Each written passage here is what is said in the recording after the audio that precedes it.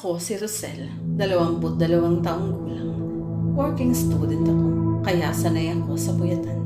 Pero nitong mga huling buwan, iba na ang puyat ko. Hindi lang siya dahil sa workload o pag-aaral.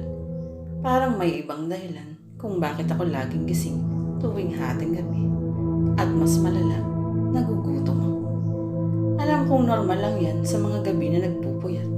Pero sa akin, naging ritual na halos. Eksaktong 12:00, nagigising ako. Hindi dahil sa alarm or ingay. Igising ako ng kusa at mararamdaman kong gutom na gutom ako. Parang hindi ako kumain buong araw. Sa una trip lang, bubuksan ko yung fridge, magpapainit ng kanin at itlog, minsan noodles. Minsan kahit hindi ko gusto, kinakain ko kung ano ang nandun. Basta makakain lang.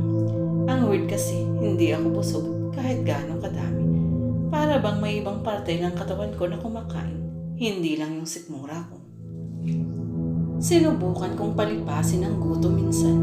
Ininom ko lang ang tubig, sinarado ko ang ilaw, at nagtaklob ng kumot. Sa dilim ng kwarto ko, naririnig ko ang tiyan ko. Hindi lang rumurugrog. May parang pagbulong. Pakainin mo kami. Akala ko imagination lang, pero habang tumatagal, parang may naiinis o naiinip. Isang gabi, inignore ko na naman. Hindi ako kumain. Nakatulog ako ng pinilit.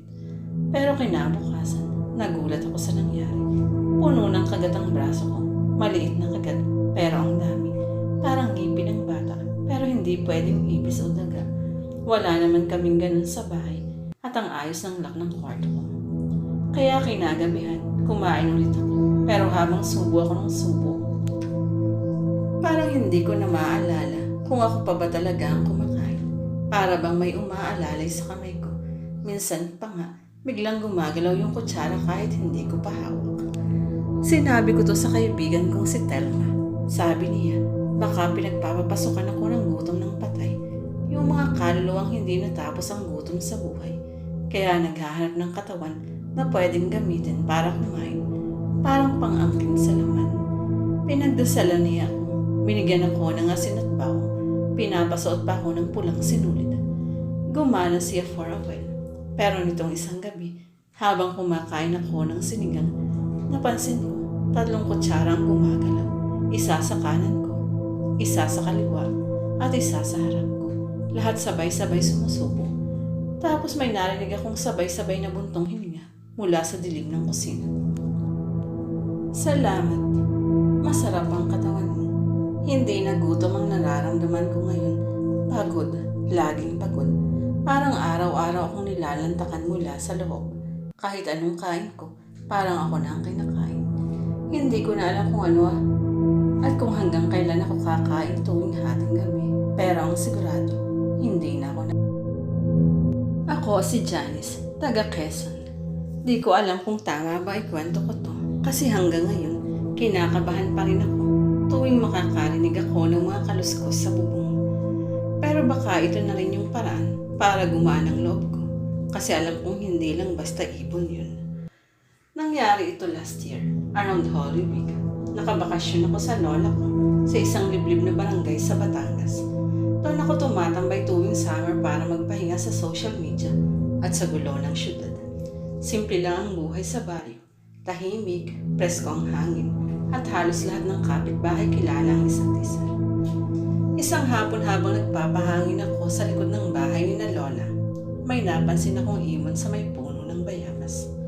Medyo malaki siya para sa kalapati, pero hindi rin siya uwak. May timang balahibo niya na parang may mamasamasang putik, tapos may mata siyang parang hindi hayop, pulang-pula at matalim ang tingin. Nang lumapit ako, hindi siya lumipad. Tumitig lang siya sa akin. Parang hindi siya takot sa tao. Nakakakilabot. Pakiramdam ko, minamata ko. Kaya out of instinct at dahil sa may hawak akong patpat, hinampas ko siya. Tumilapon siya sa lupa. Di siya agad namatay. Nagpupumiglas pa. Pero sa sobrang takot at kaba ko, hinampas ko pa ulit. Hanggang sa hindi na siya gumalaw. Pagkatapos nun, bigla akong nilamig kahit sobrang init ng panahon. Napatitig ako sa katawan niya at doon ko lang napansin. May parang hugis mukha sa dibdib niya, hindi ng ibon. kundi ng tao. Maliit, kulubot, parang matanda. Parang umiti yun bago tuluyang mawala ang hininga ng ibon. Tumakbo ako papasok ng bahay. Hindi ko kunwento kay Lola. Pero nung gabing yun, hindi ako makatulog. May naririnig akong parang kuko sa bubong. Paulit-ulit, mabagal, malalim. Kinabukasan, namatay ang pusa ni Lola.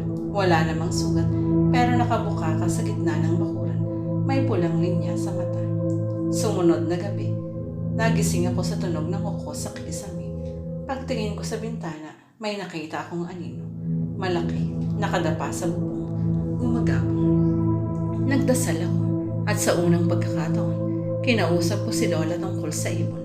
Ang sabi niya, may nilalang daw na tinatawag na tagtanod. Isang anyo ng kaluluwa ng matandang babaylan na umiikot tuwing Semana Santa para magbantay kung sino ang dapat parusahan. Hindi siya dapat saktan kasi hindi siya hayop. Isa siyang tagapamagitan sa mundo ng buhay at patay. Kung sinaktan mo siya anak, baka sinusundan ka na niya ngayon, sabi ni Lola.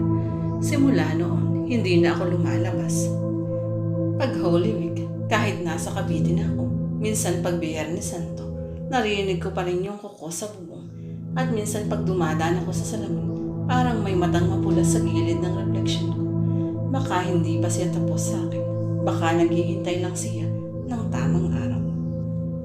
Kung sakaling may ganong ibon kang makita, huwag mong saktan. Kasi minsan, hindi lang basta ibon